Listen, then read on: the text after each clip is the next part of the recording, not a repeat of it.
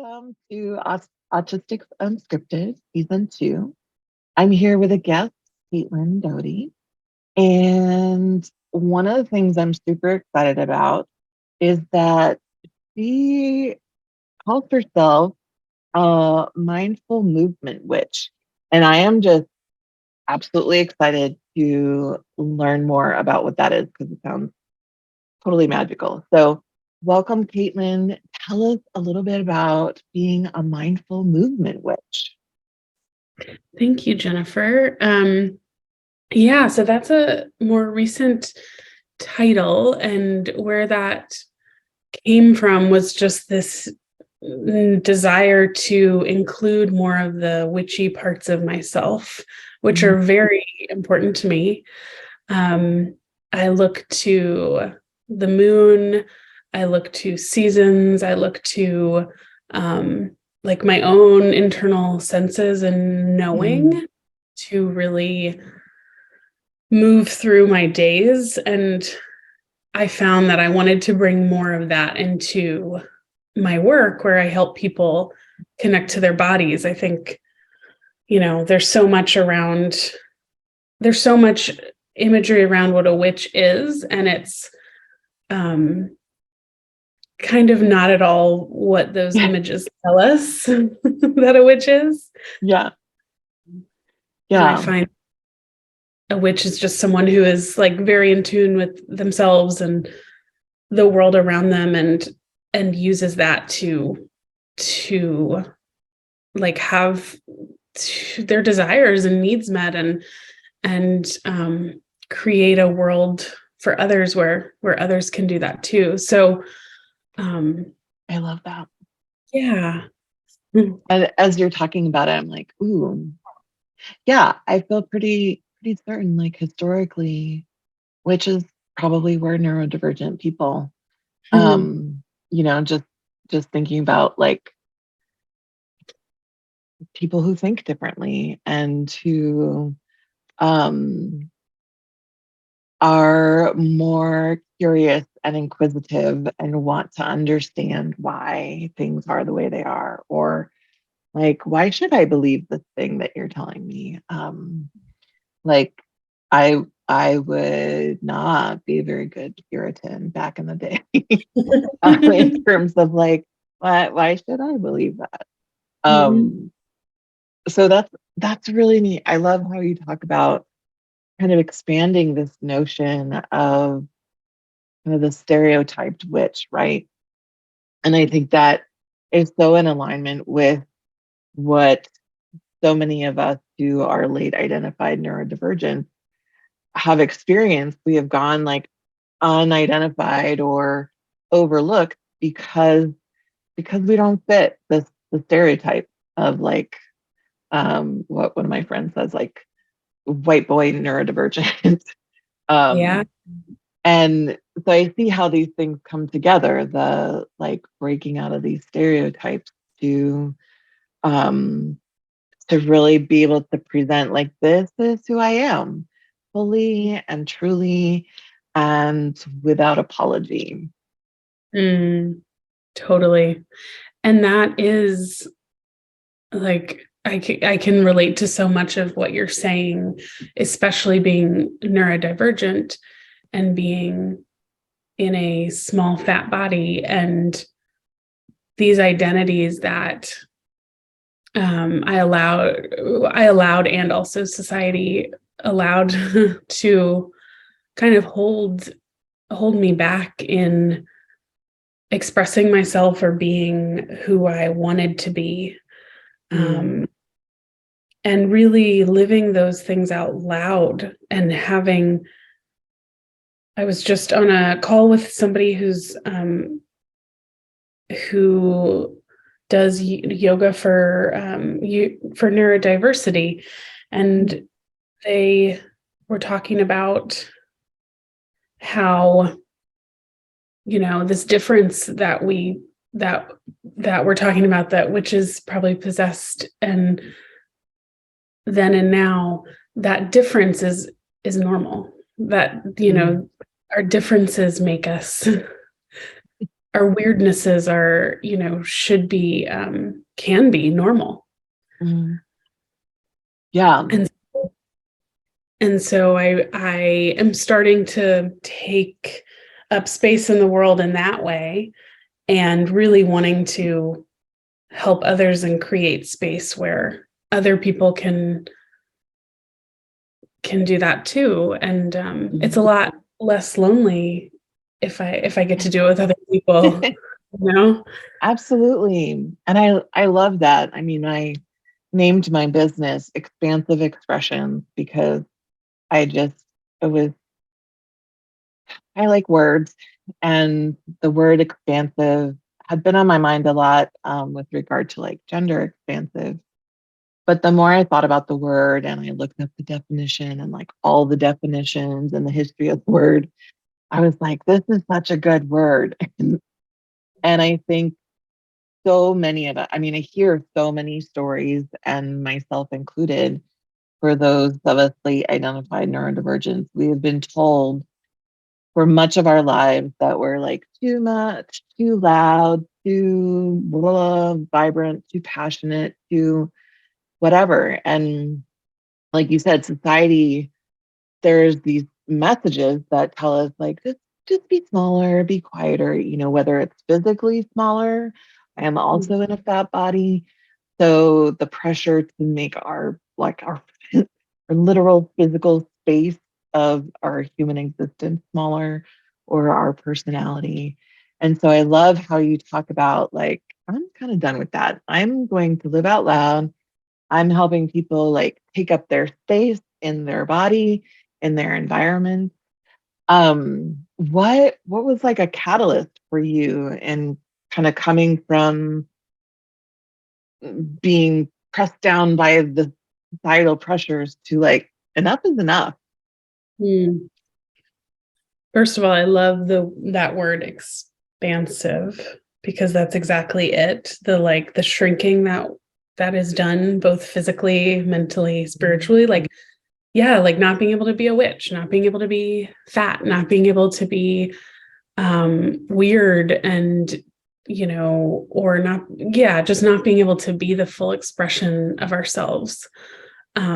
That's, yeah, I love that word, and I love words too. And but I think when that happened for me was, and I've been processing a lot of this more recently too, but I was living in New York City, and I was working really overstimulating jobs in these open office environments, which Gives I me heart didn't, palpitations to think right? about.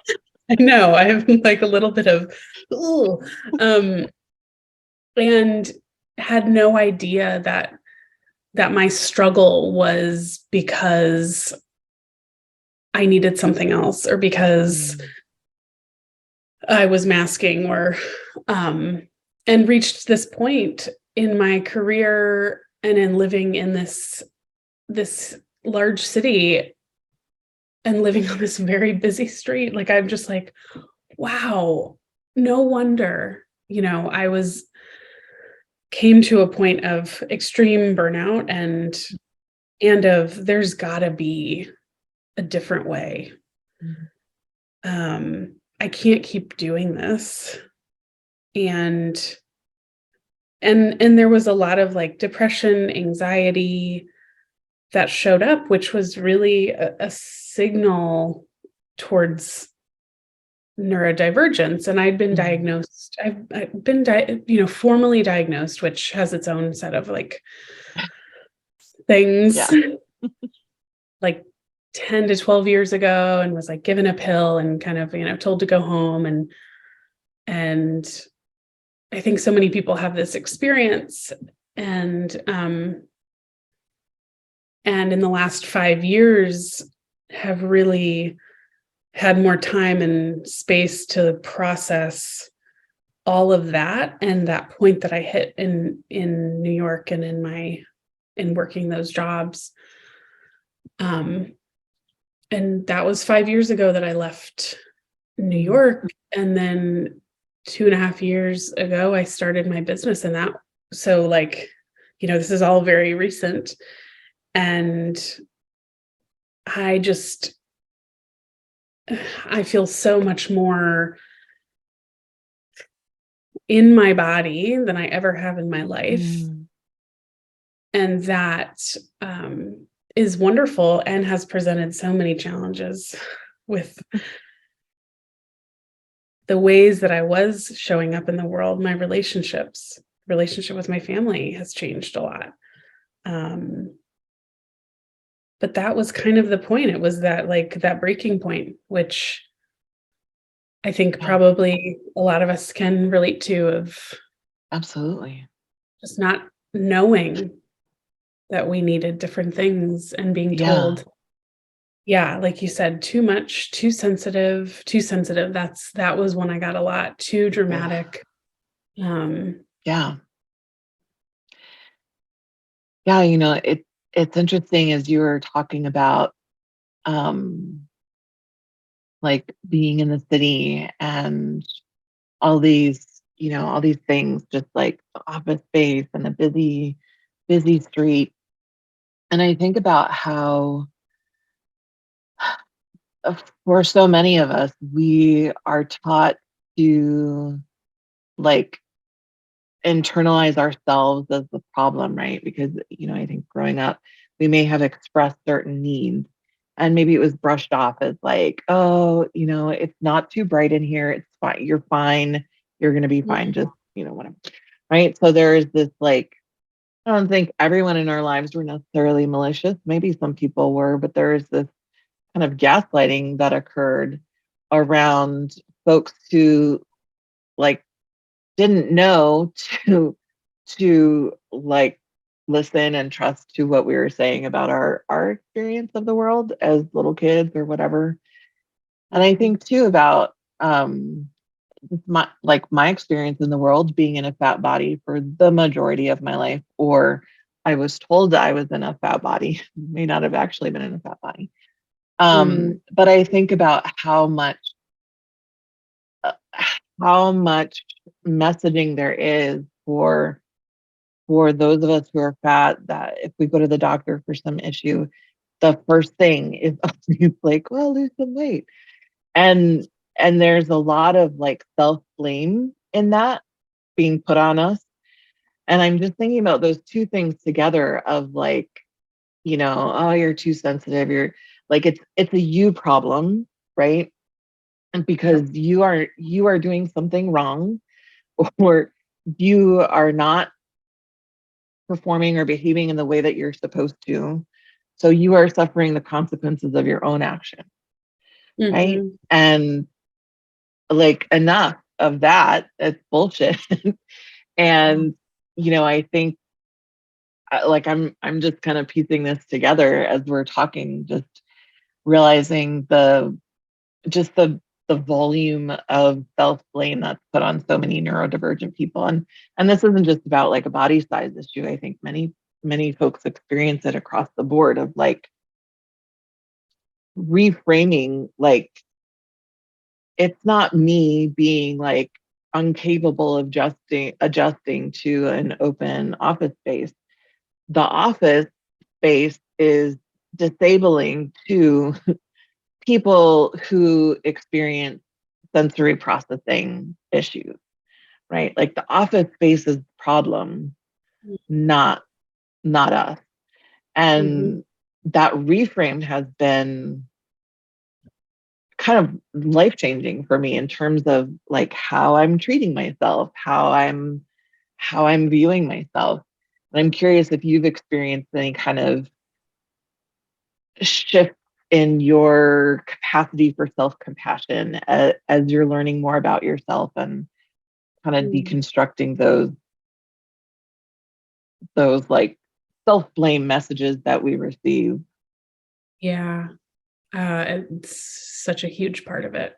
Like, because when you learn from a young age that, you're your most, like, you are looking to the people around you, Mhm. your caregivers, your parents, your, siblings, and and that is what is learned as like, this is how we treat each other and ourselves in Yeah. this way that is, you are to this, but you're also not enough. I mean, that too much and not enough at the same time is like such an interesting thing. Yes. And it is a huge shift to not believe that or buy into it. And it certainly is not something that I don't ever experience anymore. I think that those times definitely still happen. And my own practice of like movement, mindfulness, and connecting to my body allows me to be with those things instead of try to get rid of them, or there's less shame, or there's more noticing. It's not necessarily that I never have those thoughts, or that, but it's a process. It's a practice. All these things that are so annoying to hear and say, like, process, it's a practice. But that is how it's true. Yeah, but I identify with those experiences of, and trying to add more things to my life rather than take things away. So like, instead of maybe I need to be less this, it's, can I be more compassionate towards myself? What can I add in instead of, taking away or shaming myself for still feeling the ways that I do? And that capacity to be with those feelings is, something that we're just not taught. Well, something that I was not taught, and that I think a lot of people can agree with, especially if you are neurodivergent or in a fat body or any other kind of identity that's outside of our dominant culture.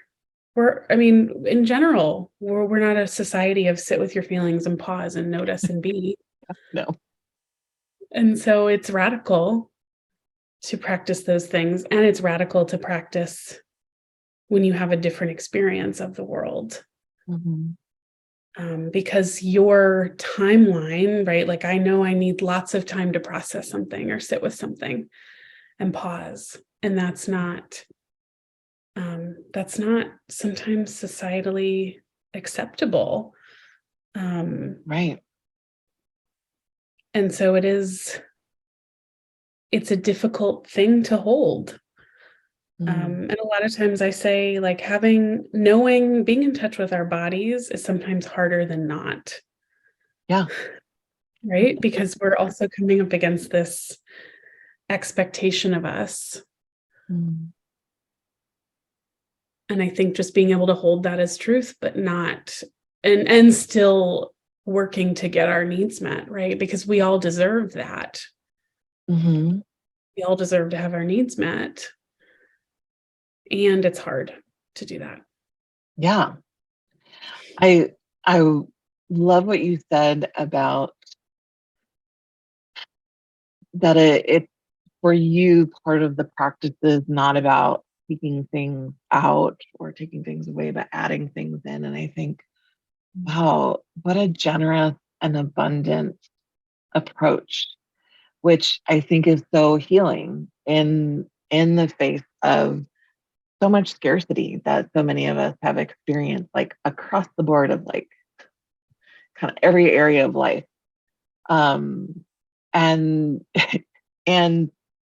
also you are absolutely right about the whole like getting back into our bodies, like it makes life slower, right? When we're not ignoring cues and signals. And I had this conversation a lot when I was before I retired from being a therapist. I was a complex trauma therapist. And had so many conversations with clients about like, so I know I'm getting better, but like, why does this all feel worse? And like, I like can't do anything anymore. Like I used to just be able to like do all the things, multitask, and so there is sometimes the feeling of like going backwards. But it's paradoxical because it's not us getting worse. It is us attuning to ourselves, us choosing, I'm not going to mask anymore. And so, yeah, maybe that means that I disrupt some conversations, or there are some relationships that might not be able to handle me being like, hey, I'd love to hang out. I just don't have any more bandwidth. And I can't do the thing that I said I would do with you today. Um, there are some friendships that can survive that and some friendships that don't. Mm-hmm. Um, so I don't, my brain is going all over the place, but I want to make sure to ask you, how do you do the work of like helping folks kind of reunite with their body? What does Mhm. that look like? Yeah. As you were talking, I was like taking a moment to like center and kind of Mm, take a pause and notice myself. And you said something around um it's not, yeah, it's slower. Being in tune with ourselves is slower, and we mm, can feel like we're taking steps backwards. Um and letting people down, and yeah, yeah. it's hard. It's really hard, and I think it takes support, so much support, and Mm, that is something that I've had to cultivate in my life, is like these new support systems and what I want to offer to other people, because it's so easy to go down that path of like, this is all my fault, or I'm taking up too much mm, space, or I'm asking for too much. mhm, Um, but I think in realizing that we all, when I voice my needs, express what I need, it gives the chance for somebody else to do that. And then we can come together and find out how everybody's needs can be met if possible. mhm, And that is really radical. And so the way that I start my work with folks is I have this 4-step kind of method or model that we use, which is called the ACEs model. And the A is assess, and the C is cultivate. And so the first few, you know, moments in our process are looking at what each person needs, because a lot of times we come in to something and it's already been decided. Like if I go mm, to a movement or yoga class, the instructor has already come up with a sequence mm, I'm following, and that might not work for me. And though I've come to a place where I know I can do my own thing and do what I need to, I want to disrupt that model that like teacher, leader, instructor, coach has the answers. yes. Like I have this framework that we use, but there's so much flexibility for a reason, and it starts with you, the person I'm working with, because this isn't about me. This is about, that person's needs. Mm, And a lot of us may not know what those needs are. And so we need a moment to maybe pause and notice, what do I need? Like, what is that? mm, Oh my gosh, I've never asked that question. What do I yeah, need? yeah. And then from there, it's that second move is like cultivate personalized goals and intentions for myself. Mm, And then we do the work of expanding and shifting based off of what each person needs. Mm. And I think that is what, I have found to be helpful, is just that like gentle entry point.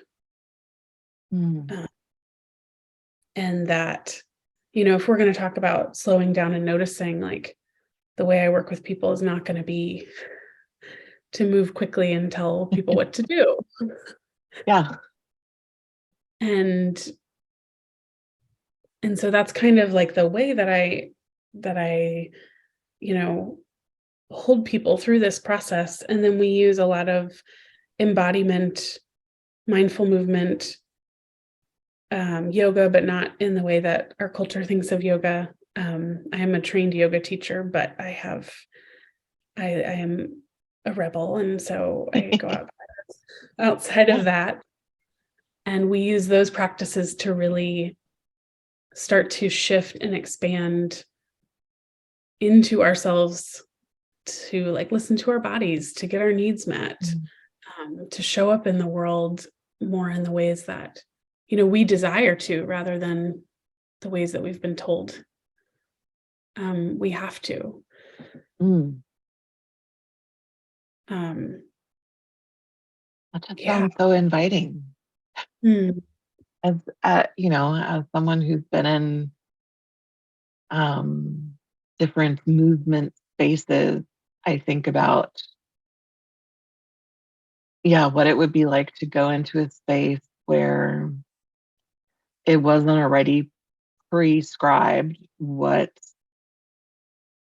it is we're there to do, and my job is to fit in with that. Like, I remember um taking a million years ago, taking some kind of like dance aerobic class thing, and I remember thinking how stressful it was because I didn't know the moves that everybody else knew to go with the dances. And the instructor taught taught the movement so quickly. Like, I can pick up dance movements and I really enjoy dance. Um, but I need I don't know, just certain scaffolding to for it to click in my brain, like what my body and my feet all need to do at what point. And so I remember this whole time, like the dominating feeling was I'm stressed out because I am not dancing in sync with everybody else. And, I'm gonna bump into the person next to me, and I just think about, yeah, just what would it be like if we entered in a space that was like, just move your body however you want to, or like, like whether it's in sync with all other 20 people who are here, or if it is in sync with yourself. And I think you invite such I don't know, like you describe such an inviting experience, which I have never said about like a yoga or a movement thing before in my life. Mostly I'm like, oh God, you're gonna make me do stuff that like I can't do. And so I really appreciate how you talk about like this is like it's a collaborative process, and it's very much tuning into and listening and listening to oneself, which, I'm in alignment with that. Like, I'm a coach, but not I don't coach because I have all the answers or have it all together, or I've like already made it big in business. I coach because I've learned some stuff and I want to share that with other people, so everybody doesn't have to like reinvent their own wheel, right? But also because I want to co-create space with people. I want to make neurodivergent centered space that is safer for people to show up as they are, and It's part of what the series of conversations is about, is telling our stories so that more people can have more examples of what it's like from the internal experience of neurodivergence, not just the external observation of like what traits are annoying to other people about neurodivergence, which I feel like is so much of what like the diagnostic criteria is like, how are you stressing other people out with your neurodivergence? And there you go. Yes. Yeah. Yeah. And why won't you just fit into this prescribed box of how to behave that is appropriate? I mean, and with children too, like that's where it starts. And that's where I see so much of like, people being really concerned with having like well-behaved children or like, and what does that mean? What is it? Why? What does it mean to be well-behaved, and why are we going for well-behaved, and like who's asking for that? And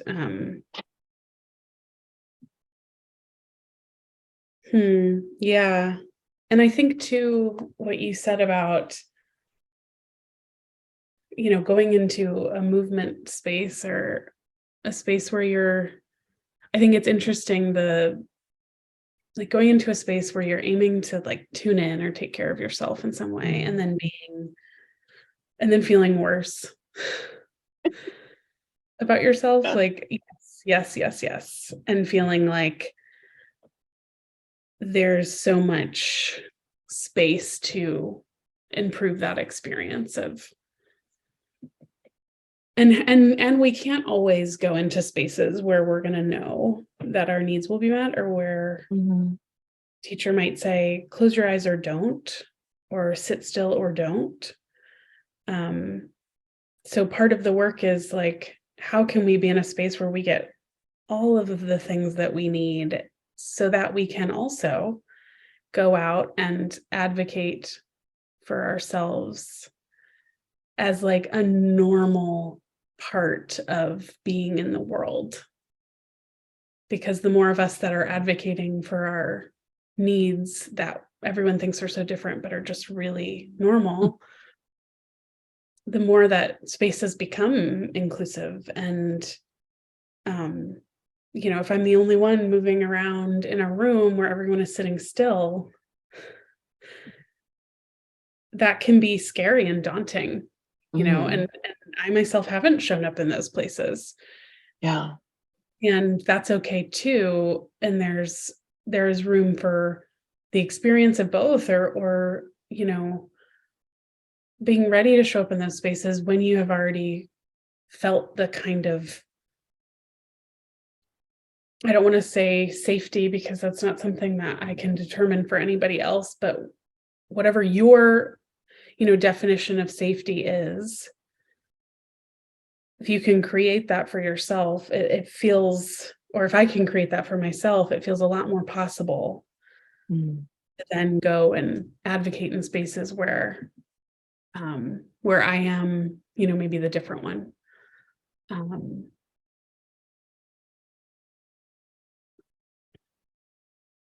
Yeah, but that, I don't want to discount how difficult that is, because it is. It still is. I love what you say though about like you articulated this, and I was thinking before you did articulate it, like, so you work with folks around movement, and also a byproduct of that is creating an environment where people can practice that advocacy by, like, you are offering, like what you said, close your eyes or don't, sit still or don't. Like, I think for so many of us, just like, wait, there's an option. Like, I didn't know there was another way. And I'm sitting here fidgeting with my tangle while we're talking. Mhm. And just even that, like, I'm Mm, allowed to mess with whatever while I'm having a conversation because that helps me focus. And I think how powerful that is when we have, you know, one of the reasons that I'm so passionate, and I hear your passion too, about creating a neurodivergent centered space and a space that is inclusive, right? Because like if it's accessible to to the like highest need, it's accessible to everybody, right? Like mhm, nobody's going to be left out if it's accessible to all the needs. And so I think creating these spaces is so important because it's like we need this little incubator to practice mm, advocacy, to practice doing the things of being ourselves in in proximity to other people, right? And when we can practice that in an environment that is affirming, that builds so much um stamina, I guess, for doing that advocacy in spaces that are not specifically affirming and accessible, like intentionally accessible spaces.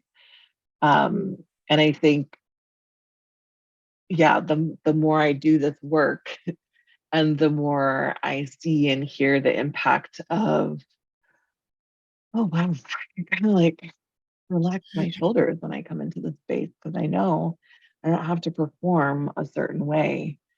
mhm, Um, you know, I think about your clients coming into your space, just being able to really, like, there's vulnerability there, right? Being more fully present with ourselves and also having a protected space to practice that. Like we have to work out these muscles of self-advocacy, right? Now that we know that that's an option, and being able to do that in places where we are listened to and that advocacy is honored. Yeah, I think that that just strengthens us and it emboldens us to be like, okay, so I'm going to take that over in this other experience that's not necessarily protected. Um, but like I know my need is valid, so I'm going to advocate for that. I think that's mhm, such a powerful like additional component to what you are co-creating with clients. mm. Yeah, and you talked about, just kind of this, like, release that comes from, like, knowing I'm in, yeah, where, when I know I'm in a space where I can just be, and advocacy is takes energy and is exhausting in its own way, and, like, we just Mm, need those moments in those spaces um where we don't have to do that either. Like, when I think right. of going to the doctor's office and, advocating for myself and my body because it's different and because it's, outside of the normal range and all of these prescribed metrics that aren't necessarily helpful. Mm, Like, advocating for myself at the doctor's office is exhausting. And there are just so many places where, and that could be because of brain or body or both, but we just need places where we don't have to do that. And also, yes. that helps us do the work to advocate. Mm, It's like yeah. this kind of double, it serves a few purposes in that way. Like, we need, I think, being neurodivergent, obviously there's all of the nervous system stuff that we manage, and so we need the space where we can regulate and tend to our nervous systems, in general, Mm, because of who we are. And we also need the space to, yeah, learn our needs, learn how to advocate for ourselves, mm, take a breath, let the shoulders drop, It's because it's hard work. So it's both a place where, hopefully a place of like respite and a place of learning to advocate for ourselves and being stronger in that together, because we don't have to do it alone. And I mean, that's also another thing about neurodivergence, is like it sometimes is hard to do things on our own. At least in my experience, I find like body doubling and co-working so supportive. And it's trash day here, so you might be hearing that in the background. But yeah, we're doing things. It's funny, it's both like I like being alone and I value my aloneness, and the support of other people and of community members is really helpful as well. So I feel like I'm going off in many different places, but I love it. that's where my brain is. Where my Yeah. brain is. I mean, that's how we do things here, Right? unscripted. So in the last few minutes before we wrap up this conversation, how can folks find you and the work that you do if they're interested in learning more or working with you? I am on Instagram as Mindful Movement for Misfits. And you can find out more about what I do and my offerings there. And then my website is CaitlinDohertyWellness.com. And you can also learn about offerings there and subscribe to the newsletter through the website, which I typically send out an email every week.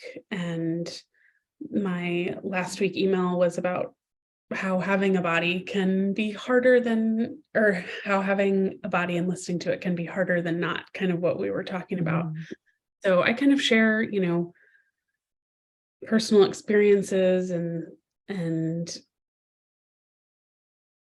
yeah, just a moment of relief of like, oh, okay, that's, as we're on this journey of knowing our needs and being in touch with our bodies and advocating for them, I hope that it's a resource to come back to. And so that's a great place to find me as well. Awesome. And I'll be sure to put all of that information and your links in the show notes too, so the folks don't have to remember that off the top of their head. Yes. Do you have any special events or programs coming up that you want folks to know about?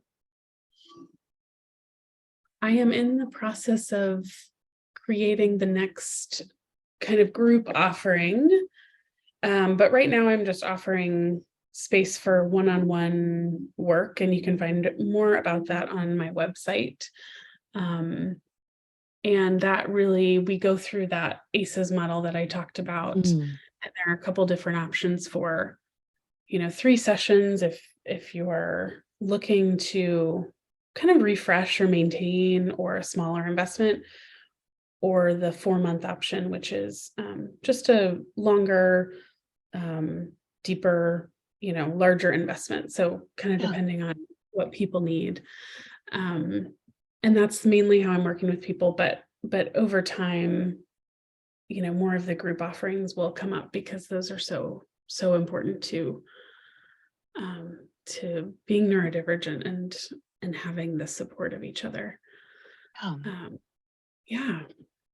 It has been such a pleasure talking with you and getting to know you and the work that you do.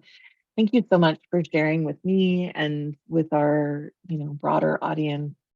Yeah, I'm gonna be just kind of savoring and enjoying this conversation for quite a while afterwards. So thanks so much for being here, Caitlin.